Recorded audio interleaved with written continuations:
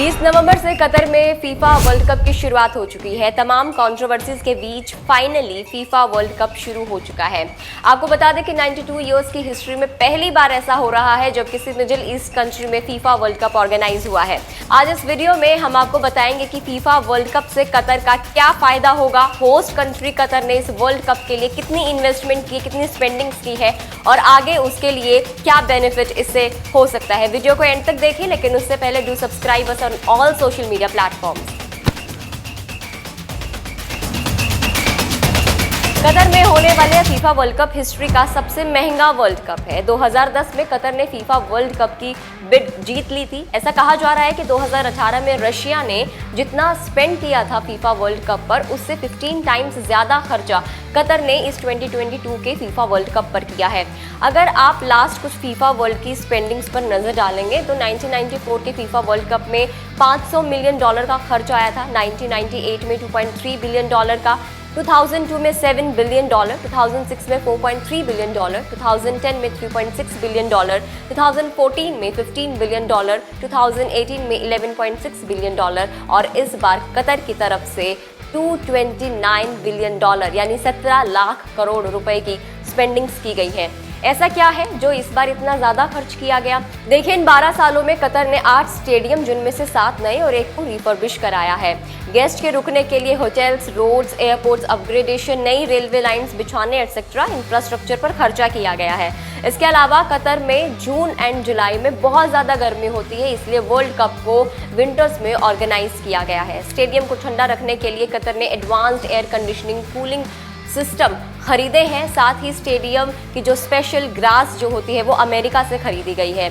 Qatar ने 2017 में Europe की सबसे बड़ी सुरक्षा कंपनी से 24 fighter jets, 9 advanced hawk MK 167 training jet 65,000 crore रुपए में खरीदने का कॉन्ट्रैक्ट किया।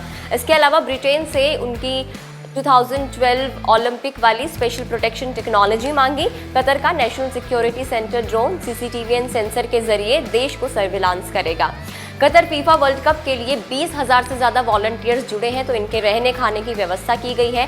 साथ ही जो प्लेयर्स हैं उनके लिए swimming pool, restaurant, spa, fitness centre, water adventure park, scuba diving and go kart की व्यवस्था की गई। तो इन सारी चीजों में ये पूरा खर्चा किया गया है। देखिए, यूजुअली ऐसा माना जाता है कि वर्ल्ड कप से होस्ट कंट्री को काफी कमाई होती है, लेकिन सच बात यह है कि होस्ट कंट्री से कहीं ज्यादा सुप्रीम बॉडी ऑफ फुटबॉल यानी फीफा को मुनाफा होता है। इस बार भी कतर को फाइनेंशियली ज्यादा बेनिफिट नहीं होगा, लेकिन फीफा को 5.31 ट्रिलियन रुपीस की कमाई हो सकती है। वहीं कतर को 1.27 लाख करोड़ रुपीस की कमाई होने का एस्टिमेट लगाया गया है।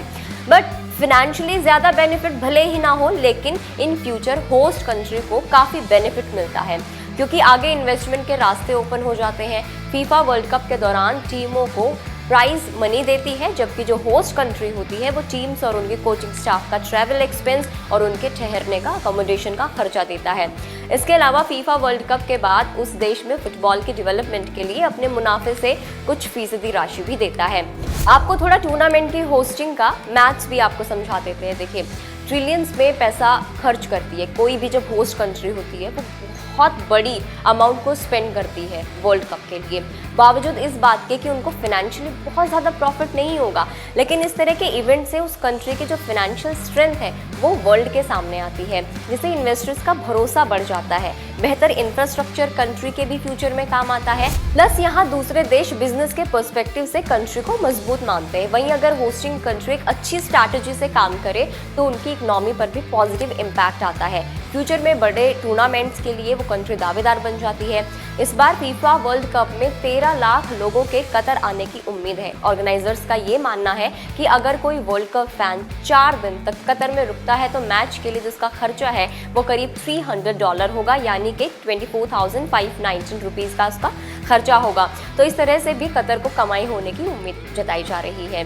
फीफा वर्ल्ड कप 2022 के इनकम और एक्सपेंडिचर पर अब एक नजर डाल लेते हैं। 5.31 ट्रिलियन रुपीस की फीफा की कमाई होगी। 1.27 लाख करोड़ रुपीस का फायदा कतर को हो सकता है। $229 बिलियन कतर ने होस्टिंग में स्पेंड किए हैं। 8,175 लाख करोड़ रुपीस कतर ने सिर्फ और सिर्फ सुरक्षा व्यवस्था पर खर्च किए हैं। 30 लाख टिकट्स विश्व कप के लिए अब तक करीब बिक चुके हैं। 40.83 बिलियन रुपीस की जो टिकट से कमाई होने का अनुमान लगाया जा रहा है। 35.96 बिलियन रुपीस टूर्नामेंट की कुल इनाम राशि रखी गई है। 3.59 बिलियन रुपीस मिलेंगे चैंपियन बनने वाली टीम को। तो ये पूरा हिसाब किताब था, पूरा हमने आपको ये बताया है कि कतर को किस तरीके से फ़ायदा हो सकता है इन फ्यूचर, कतर ने कितनी स्पेंडिंग्स की है, जो लास्ट हमारे टूर्नामेंट्स रहे थे फीफा वर्ल्ड कप के, उनमें कितना क्या जो स्पेंडिंग्स थी वो की गई थी। आई होप आपको ये वीडियो काफ़ी यूज़फुल लगी होगी। फिलहाल के लिए इस वीडियो में इतना ही।